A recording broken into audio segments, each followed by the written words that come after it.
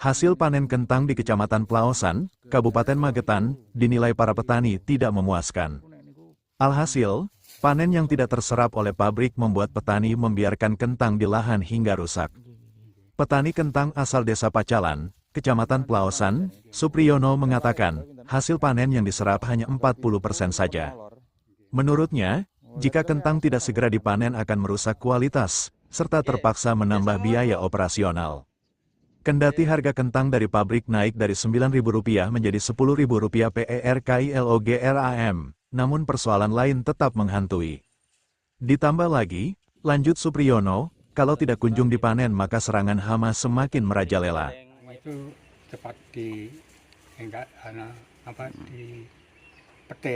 panen, soalnya kalau nggak dipanen itu banyak yang rusak. Soalnya umurnya udah terlalu tua. Terlalu tuanya berapa, Bapak? Hah? Terlalu tuanya sudah umur berapa? Ini hari ini udah umur 90 hari. Padahal idealnya dipanen kentang itu di umur berapa, Bapak? 70 hari. 70 hari.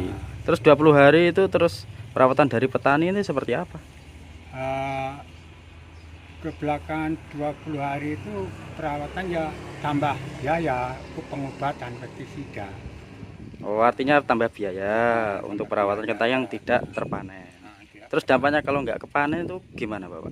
Dampaknya kalau nggak terpanen sih ya rugi, soalnya petani kan kerjasama sama Indofood, benih itu diambil dari Indofood, kalau jual ke pasar kan nggak berani, soalnya udah kerjasama, benih, obat itu kan udah kerjasama sama Indofood. Kalau untuk kualitasnya juga menurun nggak, Pak? Kalau waktunya panen terus nggak dipanen gitu, menurun nggak kualitasnya? Itu ya turun, soalnya kalau udah kering daun itu banyak yang busuk. Sementara itu, petugas Agro PT, Indofood, Zori Mahendra, membenarkan terkait kelebihan kapasitas pengolahan kentang. Mulanya manajemen memprediksi, dalam 100 kg bibit kentang, menghasilkan maksimal 750 kg hasil panen. Ia menjelaskan, 3 pabrik pengolahan kentang yang beroperasi kini ditambah jam produksi untuk mengatasi persoalan tersebut.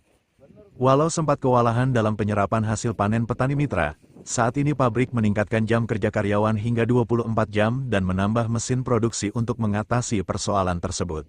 Ya, untuk saat ini laporan yang kita terima dan kondisi se-Indonesia ya Pak ya, se-Indonesia itu kita mengalami kemampuan untuk mengolah hasil panen itu yang melebihi kapasitas pabrik kita.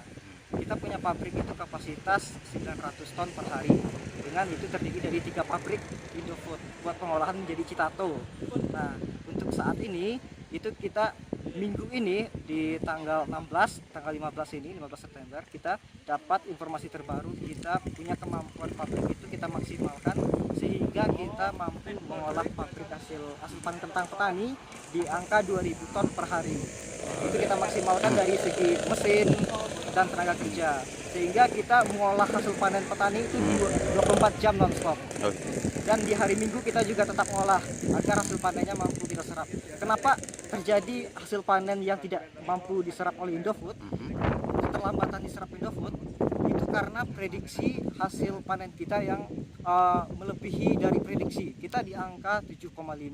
Contoh kita menanam bibit 1 kintal, keluarnya itu 750 kilo. Nah, namun saat ini dari 1 kintal itu rata-rata keluar sampai 20, kelipatan 2 ton sampai 2,5 ton.